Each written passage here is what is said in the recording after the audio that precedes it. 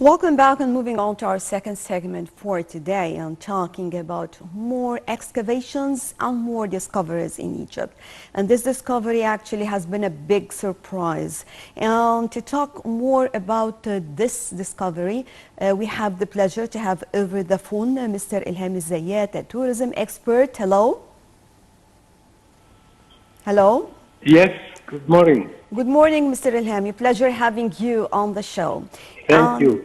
First of all, I'd like to shed the light on the discovery at this time and why we consider it a big surprise.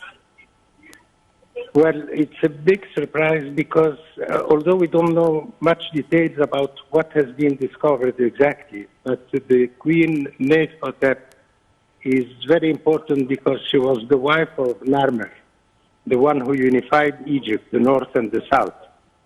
So it will make a big waves once we know all about the discovery itself. What did they discover, and is it the sarcophagus? I don't know, because it's not clear in the statement of the ministry. I read it several times, but I don't know what they discovered exactly. So talking about the exact location of the discovery, Yes. what does it mean, or the significance of that place? Well, it means that there are a lot more to be discovered in Saqqara. Saqqara is a place so rich with tombs. I mean, there is a lot to be discovered yet in this place. And I mean, among which the most important will be the discovery of the tomb of Imhotep, who built the Saqqara pyramid, the step pyramid. So it's important to see what it will lead to scientifically, what it's all about. But as I said, it's important because she is the wife of Narmer. And we didn't have too many so powerful queens. She was a very, very powerful queen. And after her husband died, she succeeded him in a way in covering certain topics. There are some important places, actually. When we visit, we learn more about the ancient civilization and more about the history. I mean, for example, when you have holidaymakers coming to Egypt, usually the first thing that will come to their mind, they would love to move into the Great Pyramids at Giza Plateau. But it is very, very important, actually, also to visit the Saqqara pyramid and this area to learn more about the history of the pyramids itself. Absolutely. The Saqqara pyramid is very interesting because you have two entrances to the Saqqara pyramid, one to the north, one to the south. One is showing that the Saqqara pyramid was lying on pieces of wood imported from Lebanon. And the other one has a lot of potteries, wines, a lot of things from the very early dynasties. So this is the importance of Saqqara. Plus, of course, we have a very famous pyramid of Unas, which has the first text of the pyramids, which were the text inscribed for the kings to find their way to heaven after they die. So Saqqara, it's full of surprise, and we'll keep discovering a lot of things in Saqqara. As I said, it will take some time, but we'll keep discovering, and thanks God it will take some time because the next generation will have something to talk about, the new discoveries. There will always be discoveries in this area. I believe also this can be applied in different sectors. So if I'm talking, as they mentioned also that the burial site in Abydos, Central Egypt, may actually be the final resting place of Egypt's forgotten female king Meritneth. So Yes. Talking about Abydos in general and how important it is that over there it all started as well. Well, as you know, Abydos is supposed to be the place where Osiris has been buried. Of course, this is fictitious. It's a cenotaph. It's not a tomb. It's a simile-tomb of Osiris. But it's very important for all the kings, especially in the early dynasties. They used to be buried over there. So most probably she is buried there in Abydos. Abydos is near Kenya, north of Kenya. So this is a very important place as well. And I can't cite any place which is not important in Egypt. They have to go through it. They are all important. So it's very interesting to find out where was she buried. I mean, this time will tell us more about it. Sir Elhamy, when we talk about ancient history and cultural tourism, we all know that cultural tourism can be our competitive advantage, that no one can compete with Egypt when it comes to the ancient sites. So in this respect, actually talking about the latest discoveries and the methods or strategies adopted by the Egyptian leadership, I mean, usually when we have a new discovery, we can find that are very transparent. We're trying to show all the steps taking place till we finish the whole excavation. So people are really eager to visit and learn more about discoveries. So how far can this used as a real marketing technique to attract more holidaymakers? You are absolutely right. The more we talk about discoveries, maybe even if they are not interesting for the tourist himself at this point in time, but it's a subject that can have people talk about Egypt. Why, how did they used to bury their people?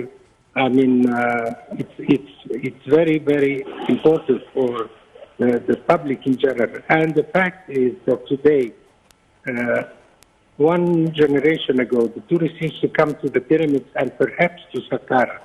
But now they go as well and visit other pyramids, like the Bent Pyramid, like the Red Pyramid, which is both belong to Snefru, the father of Cheops.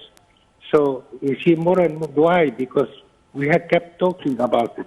It doesn't happen overnight, but it happens. And as I said today, I had people coming only interested in this area, Saqqara and the pyramids. And when the Grand Museum will open, we'll see more people coming, especially for this area, because with the Sphinx Airport, because the country is developing at the same time other airports. Sphinx Airport is very handy because, and there are a lot of new hotels being built in this area. So we'll see maybe people coming for 1 or 2 nights just to visit this part of Egypt. So the more we discover, the more we talk about it, the more we talk about Egypt, and the more people will write novels about Egypt. Don't forget, novels is a very important way to promote Egypt. And Egypt was promoted a lot by a French writer called Christian Jacques. He's an Egyptologist, and he wrote many books. And every time he wrote books translated in all languages, all European languages, you saw a flood of people coming to that area, like he did when he spoke about the tomb of the workers who worked for on the west bank of the Nile in Luxor. A lot of people came to visit Egypt after he wrote this trilogy, and the 5 books he wrote also about the workers of the time which was established by Thutmose I. So the more we talk, it's a very good way to promote Egypt, definitely. And it's better than movies, than anything else. This is one of the top ways of marketing Egypt. I think also we have to express our appreciation for the Egyptian leadership when it comes to all of the mega projects, the mega infrastructure projects, and all these moving around these linking ways or roads that helped a lot in transportation, because this use has to be one of the main challenges in the very old time, when we used to take long time moving on from one place to the other, as you mentioned. I mean, visiting the museum, visiting the pyramids. Now you have time, the time you have saved, you can move more and more around the country. You're absolutely right. And I'm thinking especially of Sphinx Airport. Sphinx Airport was started 4 years ago, and it had a capacity of 300 passengers per hour, which is rather small. Then it was increased to 900 passengers an hour.